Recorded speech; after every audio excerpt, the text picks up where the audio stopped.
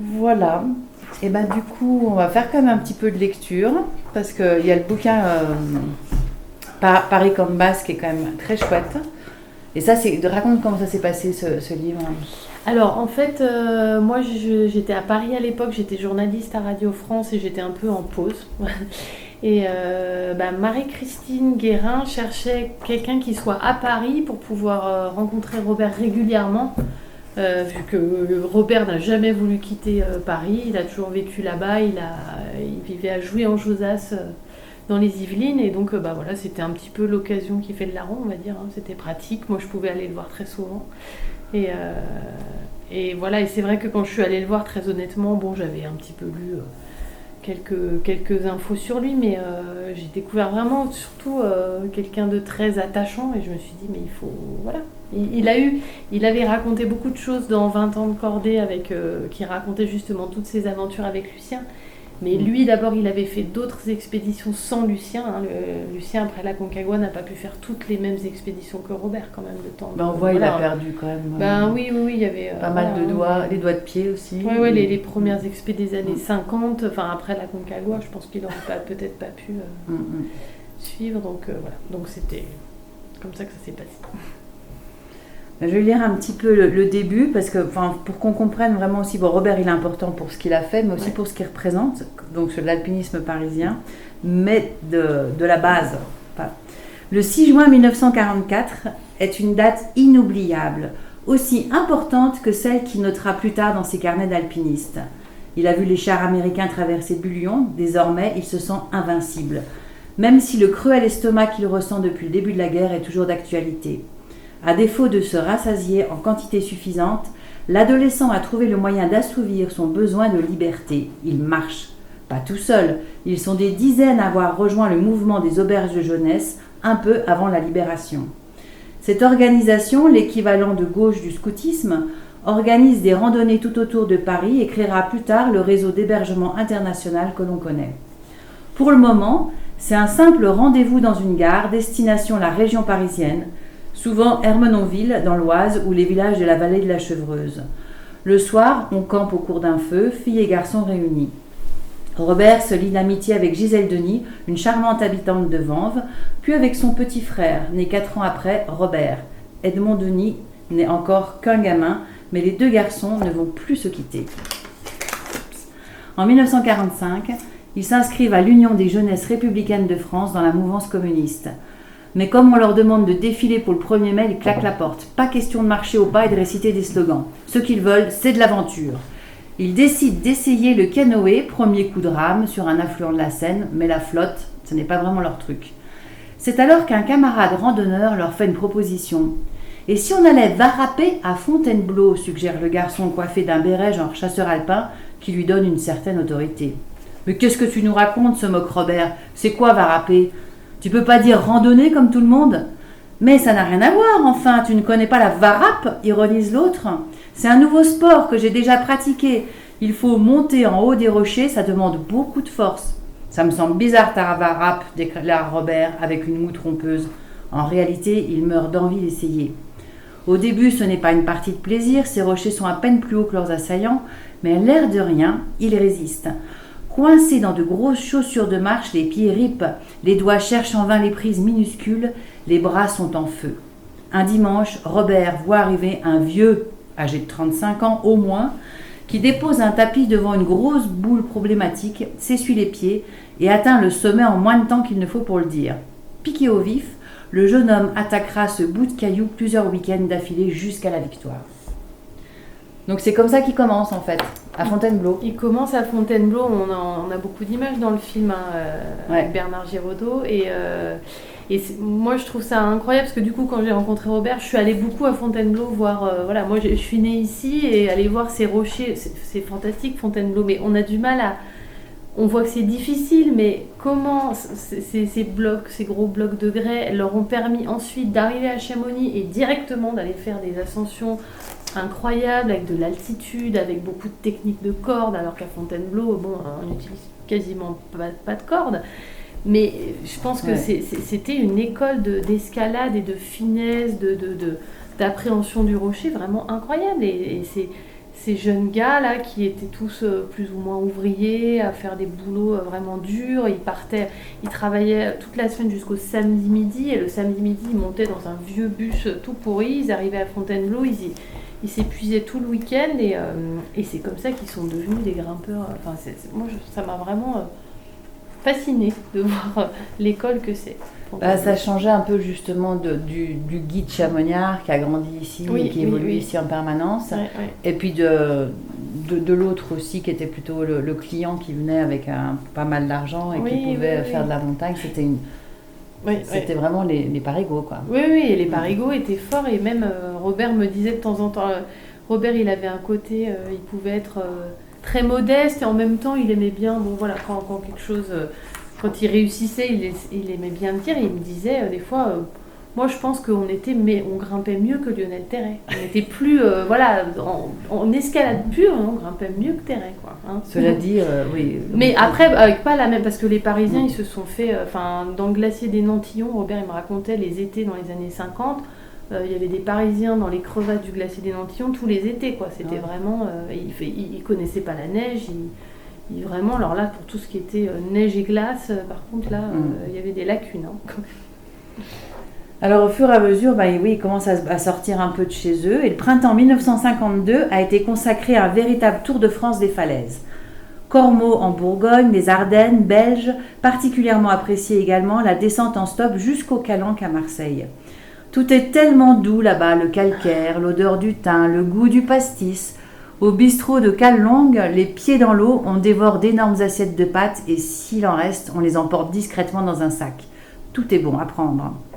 La faiblesse des finances est la seule ombre à ce tableau ensoleillé. Une fois rassasiés et hydratés, Robert et ses copains ont bien l'intention de rentrer à Paris avec une première en poche, direction le pic de Bartagne à Aubagne, belle falaise blanche qui émerge du maquis. Voilà le Z, une voie en TD+, très difficile supérieure, ouverte par Rébuffat en 1941. La répéter est une option, mais pas assez excitante. On ouvre donc, un peu à côté, un nouvel itinéraire modestement baptisé, direct du Super Z. Et voilà un beau souvenir de Marseille. C'était sans compter la douche froide, administrée le lendemain par le roi des Calanques et du Calembour, Georges Livanos en personne.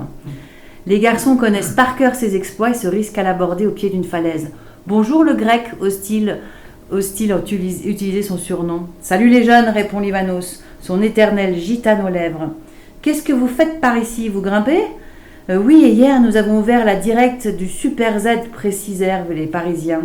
« Ah oui, je vois bien, la semaine dernière j'ai vu ma grand-mère y passer avec sa charrette. » Certaines versions de la même histoire installent la grand-mère Livanos sur un Solex. C'est pour ça que c'est sûr, quand on a connu Georges Livanos aussi, on se dit que ça pouvait pas être autrement. Oui. Il a du mal à apprécier d'avoir les Parisiens qui débarquent chez lui, j'imagine. Il n'était pas le seul. À Chabonnier aussi, les Parisiens qui débarquaient, là, c'était, ça a remué un peu les institutions. Bah oui, là par exemple aussi, c'est où, c'est là-dedans où on voit... Enfin bon.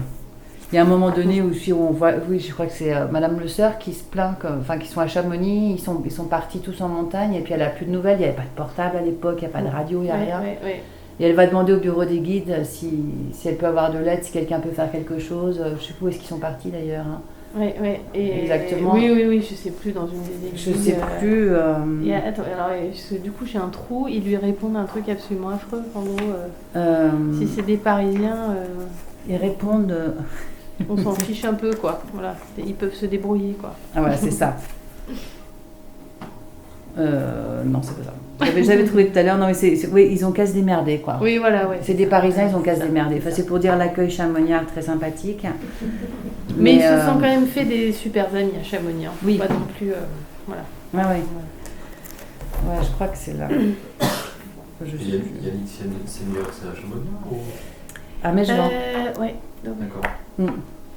Mais par exemple, Robert était très très lié avec Georges Paillot, que j'ai eu tout à l'heure au téléphone. Et tout, qui m'a... Oui, parce qu'ils sont partis ensemble en expédition.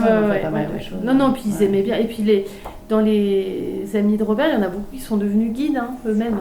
Robert, lui, il s'est toujours dit que c'était un métier trop exigeant et que il ne se voyait pas Pour lui, la montagne, ça restait un loisir, quoi. Et un métier, quand on est chef d'expédition, c'est un métier pendant quelques mois, mais après, on n'est pas obligé d'être non plus tout le temps en montagne. D'ailleurs, si à un moment donné, il a envie de démissionner, là. Mais je vois par exemple, là, je peux lire un petit passage. Paris, 29 janvier 1960. Non, c'est pas celui-là. Lucien Devis. Ah oui, non, ça c'est quand ça c'est autre chose, ça c'est quand il part. Mais ça je vais lire aussi parce que c'est marrant. Mais quand est-ce qu'il veut démissionner? Ouais, c'est un autre début de chapitre. Ouais, c'est là. Paris, automne 1952, donc il est encore tout jeune là. Bureau de la caisse primaire d'assurance maladie, puisqu'il travaillait à la Sécu. Il réparait les machines. Les machines à écrire. Les machines à écrire, donc franchement, ça n'existe plus, je pense, ce métier. Je voudrais démissionner, annonce Robert Parago à son chef de service. Mais enfin, pourquoi Robert, vous n'aimez plus votre travail? Je voudrais devenir guide de haute montagne. Robert, je vous en supplie, réfléchissez. Vous êtes le seul ici à savoir réparer nos nouvelles machines à calculer. Vous ne pouvez pas abandonner votre poste. Robert demande quelques jours pour réfléchir. Veut-il vraiment aller vivre à la montagne comme ses amis Edmond Denis et les frères Le Sieur qui sont partis s'installer à Chamonix? Il aimerait les rejoindre, mais pour le moment, leur sort n'est pas très enviable. Justement, c'est là où on en vient. L'histoire dont vous parlez tout à l'heure. Après la Walker, l'été dernier, ils ont passé l'ASPI, l'examen qui permet de travailler comme aspirant guide, c'est-à-dire à faible altitude et pas n'importe où. Ils peuvent accompagner les guides titulaires au Mont Blanc, mais il faut enchaîner les ascensions pour gagner une somme décente. Pour arrondir les fins de mois, Pierre et Edmond font des portages pour les refuges du club alpin. Le plus souvent, ils montent des vivres jusqu'au lac du Tacu, une mare qui se forme à l'embranchement du glacier du Tacu et de l'Échaud. Et là, Ulysse Borja, le géant qui garde le refuge du Couvercle, les rejoint et achève seul la montée avec les 2 charges sur le dos. Les 3 meilleurs amis de Robert doivent aussi faire face à une certaine hostilité des chamoniards à leur égard. Ils ne s'en offusquent pas, après tout, ils représentent une nouvelle génération de grimpeurs qui, depuis le début du siècle, se passent des guides pour aller en montagne. Une génération qui voudrait maintenant partager la clientèle avec eux. Des pionniers comme Frison Roche ont ouvert la voie aux étrangers en intégrant la compagnie des guides de Chamonix, mais certains grincheux continuent à craindre une invasion en provenance de la capitale. Mieux vaut donc jouer la discrétion. Edmond Denis va à la pêche aux clients dans les cafés les plus touristiques de Chamonix, la Potinière, le National. Pierre Le Sieur recrute les siens chez Snell, le magasin de sport du centre-ville où il travaille parfois, là encore, pour mettre un peu de beurre dans les épinards. La concurrence avec les gars de la vallée est d'autant plus forte que ces Parisiens entraînés à Fontainebleau sont vraiment doués en escalade, un talent qu'ils entretiennent régulièrement sur la falaise dégaillante tout près de Chamonix. La jalousie atteint parfois les limites de la stupidité. Thérèse Le Sieur se souvient d'un accueil glacial un soir à la compagnie des guides venus demander conseil alors que son époux et son beau-frère étaient coincés depuis plusieurs jours en montagne par temps d'orage. Elle s'était vue répondre « Les Parisiens, ils peuvent crever ». Voilà. C'est sympa. Ça a changé, Claude, quand même, non? Tout à fait. Hein?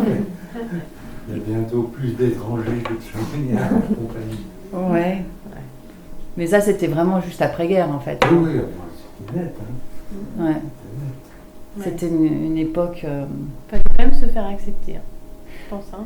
C'est sûr que Frison Roche, ça a été plus facile pour lui, parce que... Ouais, il y avait autre chose. Enfin, il y avait quand même une certaine aura. Il était déjà auteur. Il avait déjà publié Premier de Cordée. Mais pour les autres, d'ailleurs, ils ne sont pas restés. Hein. Non, ils ont. Oui, après, ils sont repartis, les Le Sieur. Ouais.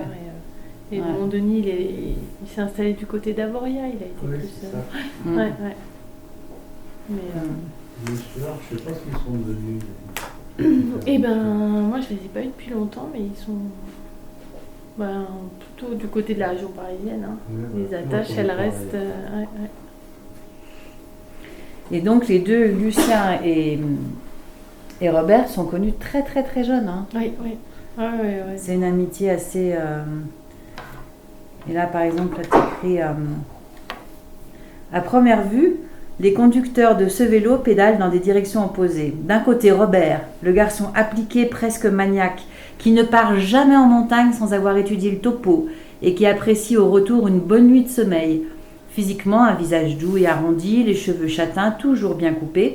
Professionnellement, une carrière au long cours à la sécurité sociale à Paris. Et en face, Lucien le fêtard, inépuisable, bagarreur, irrespectueux de tout, sauf des règles de sécurité en montagne. Brun, ténébreux, les traits bien marqués, il sera un jour la doublure très ressemblante de Lino Ventura. Son métier de dessinateur industriel l'emmènera sur des chantiers aux quatre coins du monde pour différentes entreprises. Qui se ressemble s'assemble, Parago et Berardini viennent contredire l'adage, comme le prouve cette petite scène.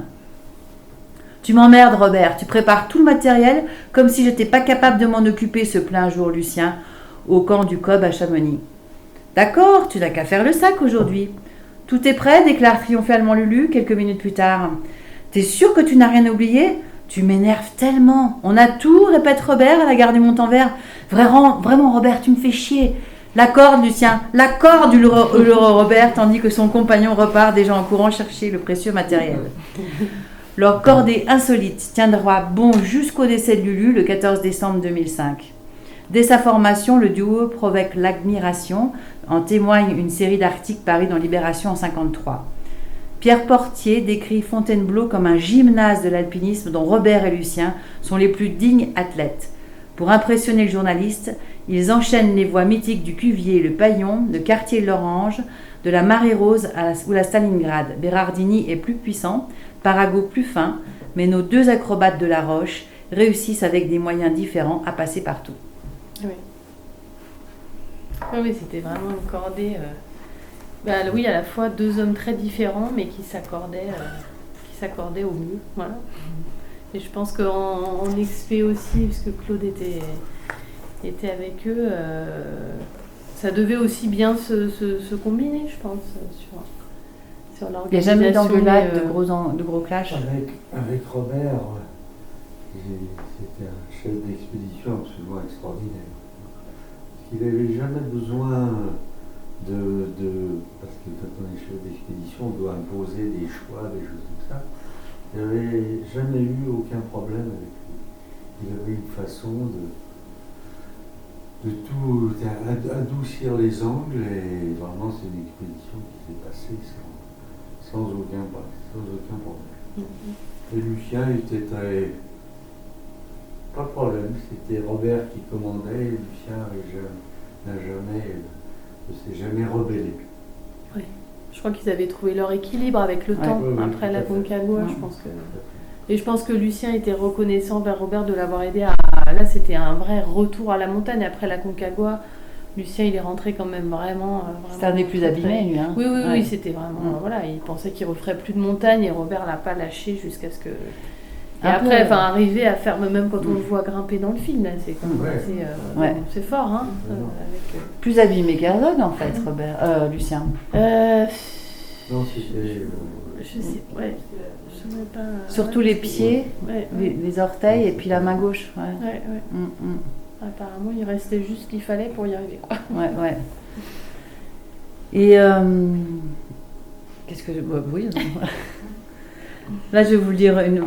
Bon, après, ils sont partis. Donc, la Concagua, ils étaient très jeunes, hein, avec pas d'argent pour le billet retour. C'est hallucinant. C'était des voyages ils partaient des mois, quoi. Ah oui, ils partaient des mois, parce que là, c'était la traversée en bateau, avec plein d'étapes. Donc, on a retrouvé des photos très marrantes. Ils sont à la plage au Brésil, en petit maillot de bain. C'est vrai que... Et Robert donc avait une habitude, c'est que à partir de cette première expédition, il envoyait des cartes postales à ses collègues de la sécurité sociale. Voilà, régulièrement et ces cartes postales, c'est vrai que ça nous a servi dans le livre vraiment d'illustration, parce que ce qu'il raconte, c'est vraiment lui, quoi. Donc, Voilà, il en écrit une, donc camp de base 7 mars. Salut à tous, affreux. Inutile d'annoncer notre réussite, ce fut effroyablement difficile. Nous sommes arrivés à 6 au sommet au bout de 7 jours dans la paroi le 25 février. Mes compagnons ont pieds et mains gelés, je suis le seul intact, toujours verni. Ils sont à l'hôpital militaire de Mendoza, les médecins sont optimistes, je vous assure que leurs mains avaient une sale gueule. Comme je suis le seul intact, me voici à nouveau au camp de base. J'espère pouvoir avoir un lieutenant argentin, remonter au camp 2 à 5200 mètres pour récupérer films et matériel, mais en ce moment, grosse chute de neige, j'attends. Ces derniers 8 jours, repos, cheval, je suis devenu un vrai gaucho. J'ai maigri dans la bagarre de 7 kilos. J'ai été faire aussi un tour au Chili. Je suis en ce moment la bête curieuse et personne ne veut croire que je suis allée au sommet. C'est ça la course la plus difficile que j'ai faite, et en plus l'altitude, ça compte sans bretelles. Je n'ose penser à une journée de plus dans la face. Enfin maintenant, tout est terminé à part la récupération, et je ne sais pas encore quand le retour en France. Salut à tous, et que ça bosse, Robert. Ouais. Il en envoyait de partout comme ça. Mm. C'était quelqu'un de très fidèle. Moi, je suis allée rencontrer un de ses collègues de la sécurité sociale, un vieux monsieur qui avait gardé justement toutes les cartes et tout. Et il me disait, mais Robert, il nous oubliait pas, il pensait à nous. Et puis bon, à l'époque, à la sécurité sociale, quand Robert disait, je vais partir 3 mois, Macalou, allez-y, monsieur Parago, pas de problème. C'était sympa. Oui, parce que c'était des expéditions nationales quand même. Oui, voilà. Il faut expliquer que c'était... Oui, mais bon, enfin... Voilà, on lui facilitait bien la vie quand même. Non, pas la Concagua. Non, mais après. Ouais. D'ailleurs, la Concagua, il avait quand même obtenu une petite subvention du comité d'entreprise, mais bon, il avait fallu... là, il avait eu vraiment du mal à convaincre. Et là, en 62, quand ils partent sur Macalou Au Janus. Au Janus. Donc, Paris, 29 janvier 1962, bureau du président de la FFM, rue de la Boétie. Le téléphone sonne, Lucien Devis décroche. Il entend une voix lointaine. « Monsieur Devis, c'est Robert Parago. »« Ah, Robert, alors comment ça se passe ce voyage ? Nous sommes bien arrivés à Gênes, mais c'est formidable. Heureusement que vous n'avez pas attendu le bateau à Marseille, les dockers sont toujours en grève. Donc demain, vous partez pour Bombay avec toutes les caisses. Mais Monsieur Devis, les dockers de Gênes, eux aussi ont cessé le travail. Comment ça ? C'est pas possible. Nous jouons de malchance. Ne vous inquiétez pas, président, je vais arranger les choses. Faites votre possible, Robert. Vous savez que Lionel Terray vous attend dans moins d'1 mois à Biratnagar. Chaque jour perdu risque de compromettre notre victoire. Échouer une 2e fois, les autorités françaises de l'alpinisme ne s'en remettraient pas. Robert le sait bien, il a fallu pas moins de 3 ans pour organiser une nouvelle expédition au Janus. Le temps de réunir l'argent nécessaire, mais aussi de reconstituer l'équipe qui n'est plus tout à fait la même qu'en 1959. Jean Franco et son ami Guido Magnone ont été poliment écartés. Les chances de réussite, la Fédération française de la montagne a décidé justement de s'adonner aux multiplications. Ce ne sont plus 8 tonnes de matériel qui ont été collectées, mais 12. Ce ne sont plus 8 alpinistes qui vont s'attaquer au Janus, mais 10. Et voilà maintenant qu'une poignée de dockers en colère risque d'anéantir un vieux rêve de 7 ans. Heureusement, Robert est l'homme de la situation. Qui d'autre qu'un mécano aurait pu descendre au port de Gênes et parlementer avec les grévistes ? Les hommes, l'air hostile, sont serrés les uns contre les autres autour des braseros qu'ils ont allumés sur les quais pour supporter l'air glacial de ce mois de janvier. Robert approche d'un pas assuré, suivi du transitaire italien qui devait à l'origine assurer l'embarquement du matériel de l'expédition et qui, à défaut, joue les interprètes. L'homme n'emmène pas large. « Messieurs, pardon, un peu d'attention s'il vous plaît. Cet alpiniste français veut vous parler. Il vous dit qu'il doit prendre le bateau demain avec ses amis pour gravir un sommet dans l'Himalaya et que c'est une catastrophe si vous n'embarquez pas leur matériel. » « Moins vite, s'il vous plaît, s'interrompt l'interprète improvisé avant de reprendre le discours d'un Robert de plus en plus persuasif. Il dit qu'il est un prolo, comme vous, que votre grève ce n'est pas son affaire, mais qu'en tant que délégué CGT en France, il vous comprend. Il sait que vous êtes très mal payé. Il promet de mettre de l'argent dans la caisse de secours de votre syndicat, mais d'abord, il faut monter ces caisses dans le bateau. Et c'est avec une certaine fierté que ce soir-là, Parago met fin à la crise d'angoisse de Lucien Devis, qui depuis le matin tourne comme un lion en cage dans son bureau. Les grévistes ont fait une exception. Le matériel des Français a été embarqué et demain, le Victoria lèvera l'ancre pour l'Inde. Fou de joie, le président de la fédération prévient Lionel Terray qui n'a pas encore quitté Paris. Le chef d'expédition se demandera longtemps par quel phénomène de télépathie Parago a su convaincre les durs manutentionnaires italiens. Ouais, il était très. C'était vraiment Robert, un homme de gauche, un homme très. Moi, quand j'allais le voir, il me commentait toujours l'actualité. Il était voilà, c'était quelqu'un d'engagé, mais qui n'était pas non plus. Voilà, bon là, il avait eu cette petite malice avec les dockers, mais il était sincère. Hein, moi, il me disait toujours, moi je les comprenais. Et puis, alors Robert, par exemple, il était toujours scandalisé de. Enfin, pas scandalisé, mais si quand même la manière dont pouvaient être traités les porteurs dans certaines expéditions le choquait beaucoup. Quand lui n'était pas aux commandes, là, l'expé au Janus, ça l'avait choqué. La manière dont on les... Voilà, c'était un peu...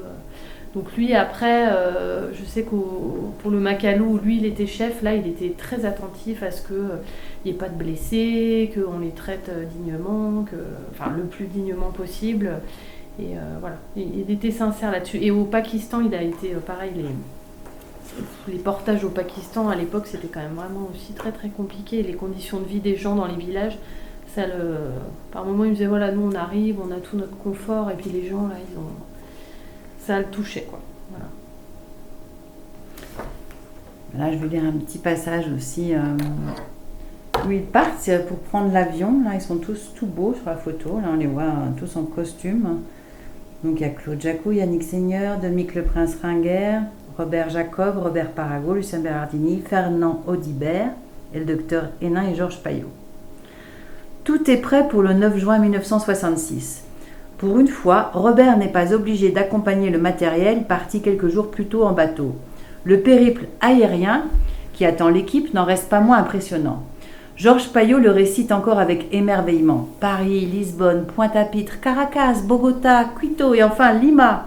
Des heures d'avion qui suffisent à peine à détendre Robert mal à l'aise depuis le décollage à Orly. Il s'inquiète pour l'image de son équipe. Que vont écrire les journalistes qui, à l'aéroport, ont profité du spectacle offert par Lucien après le pot de départ?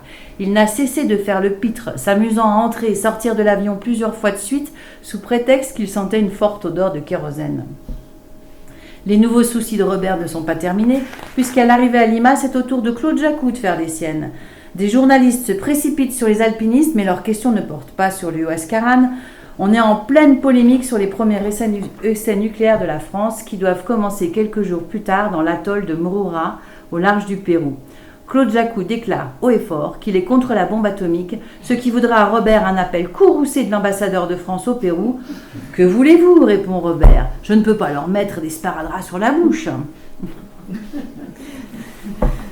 Toujours contre les essais nucléaires. Bon, ça devait être une belle ambiance quand même là-bas. C'était une très très bonne ambiance. Il y avait beaucoup de chamonnières là, du coup, dans cette expé-là. Oui, il y avait 3 chamonnières. Les 2 autres ont malheureusement pas pu grimper parce que Georges Payot avait attrapé un coronavirus, une pneumonie, et Fernand Audibert s'était esquinté un bras dès le début. Mais le plus impressionnant, c'était, je ne sais pas si je dois en parler, mais Lulu Bernardini, avec une obsession, c'est visiter tous les bordels des pays qu'on rencontrait. Il voulait absolument lui s'entraîner. Oui, comme il dit dans le film, j'avais une réputation de voyou, mais bon, je cassais beaucoup de bagnoles, il fallait pas laisser traîner les gonzesses autour de moi. Mais j'ai jamais tué personne. Non, mais ils ont failli se tuer, Robert et lui, dans un accident de voiture. Ah ouais, non, mais on le raconte fou, là. Robert, là, ça l'avait. Je crois qu'il lui laissait beaucoup moins le volant après, quoi. Ah ouais. Il n'avait pas envie de. Robert, c'était quelqu'un qui voulait surtout pas se tuer en montagne. Il disait, moi, alors vraiment, le trip de il a fini ses jours là où il aurait aimé être. Il disait, non, pas pour moi. Et en voiture, pareil, quoi. Il était content de. Il espérait avoir une longue vie. Il a eu une longue vie. Il a eu une longue vie. Ben oui. Bon, l'expédition au Huascarán, il faut quand même se dire que par contre, elle s'est terminée par un drame, puisque un membre de l'équipe s'est tué à la descente, Dominique Le Prince Ringuet, dans une chute. C'était quand même une montagne, une paroi délicate. C'était sérieux. C'était sérieux, beaucoup de chutes de pierre. D'ailleurs, c'est surtout ça, je pense. Vous êtes un peu fait peur, je crois, avec ces chutes de pierre. Pas fait peur, mais bon, c'était sérieux. C'était de la bonne montagne, la vraie montagne. Et donc, c'est quoi ces derniers exploits, Robert Après le Huascarán, il y a eu le pilier ouest du Makalu en 71, où là il était chef d'expédition, et donc c'est Yannick Seigneur et Bernard Mellet qui sont allés au sommet. Et là, en rentrant, d'abord Robert a appris qu'il allait être papa, donc il s'est dit, moi je vais Alors, lever un petit Robert peu le aussi, pied. il y a un truc marrant chez Robert, c'est que c'est vraiment l'opposé, comme on disait déjà de Lulu, mais bon, il est resté chez sa maman, chez ses parents jusqu'à près de 40 ans. Quoi. Oui, peut-être. Au moins, ouais. Oui, non, c'était quelqu'un, puis voilà, une fois qu'il a su qu'il allait être père, il a vraiment pris ça très au sérieux. Ouais, et voilà, il a eu qu'un fils, voilà. Et avec Fafa. Au fait, sa femme, Fafa, vous remercie tous d'être là. Je l'ai eu au téléphone, elle était super contente de savoir qu'on allait parler de Robert. Bah oui. Bah oui, on avait envie quand même d'en parler. Il était trop sympa ce Robert. Et donc après ça, il a été donc président de la du comité Himalaya de la FFM. Et après, il est devenu président de la FFME et il a beaucoup œuvré au développement il voulait que tout le monde puisse grimper comme lui, et donc que les salles d'escalade se développent, qu'on puisse... voilà. Il était conscient que le grand alpinisme subventionné par l'État, voilà, c'était peut-être plus vraiment la tendance de l'époque. Il y a eu une expé au K2 en 79, je crois, qui a échoué, et à partir de là... 78, De là, il avait fait... alors, c'était en plus avec Bernard... l'équipe de Bernard Mellet, avec quand même une très grands, grosse expé. Avec Pierre Bégin, Jean-Marc Boivin, Patrick Cordier, Jean Coudray, Maurice Barrard, enfin que des... Yvan Gherardini, que des grands. Mais à partir de cette époque-là, ils se sont rendus compte qu'on ne pouvait plus financer des gros... et qu'il valait mieux mettre des sous pour encore plus démocratiser... Et puis bon, c'était le développement de l'escalade sportive. Et Robert, sur ça, il était très moderne, je trouve, parce qu'il disait pas, qu'est-ce que c'est que ces grimpeurs qui sont en salle, qui connaissent rien à la montagne. Il disait, si des gens découvrent l'activité escalade en salle à Paris, il savait de quoi il parlait, parce que lui, il aurait pu rester toute sa vie sur les rochers de Fontainebleau, mais il a eu envie d'aller en montagne, et il se disait que c'était pareil pour les jeunes qui allaient grimper en salle. Et il était très ami avec des jeunes grimpeurs, il avait beaucoup d'estime pour les jeunes qui montaient. Il aimait beaucoup Catherine Destivelle, Daniel Dulac, il était très... Il venait toujours à Chamonix pour la remise du cristal de la FFME. Non, il a bien suivi son temps, enfin chaque époque, quoi. C'est quelqu'un d'ouvert et qui n'avait pas de préjugés sur les choses. Bon. Voilà. Si vous avez des questions à poser, n'hésitez pas. On avait juste envie de faire une petite piqûre de rappel. Oui, c'est vrai que... Non, ce qui est bien, c'est quelqu'un qui a laissé des amitiés chez tout le monde. Tous les gens. Il n'y a pas de personnes qui disent du mal, c'est quand même rare chez les alpinistes. Curieusement, mais Robert, jamais entendu de critique de qui que ce soit. C'est quand même un exploit. Mais même encore dans les derniers mois de sa vie, il était toujours au téléphone avec un tel. Il aimait bien garder. Moi, quand je l'avais au téléphone, il me donnait des nouvelles de tout le monde, et j'ai eu un tel, et bidule, et machin. C'est un rassembleur. Il aimait bien. Ça lui manquait à la fin de sa vie de ne plus pouvoir aller dans les rassemblements de grimpeurs. Moi, une des dernières fois, on a été ensemble vraiment dehors, c'était les 50 ans de la pelle dans la Drôme, à Saillant. Et encore un autre truc qu'ils avaient fait en vitesse, la première de la pelle, comme ça. Et c'était sympa, il y avait plein de monde, et c'était la fête. Mais c'est vrai que c'est rare d'entendre ce qu'il disait aussi dans le film. Il n'y a pas de premier de cordée. Quand il parle avec Lucien, c'est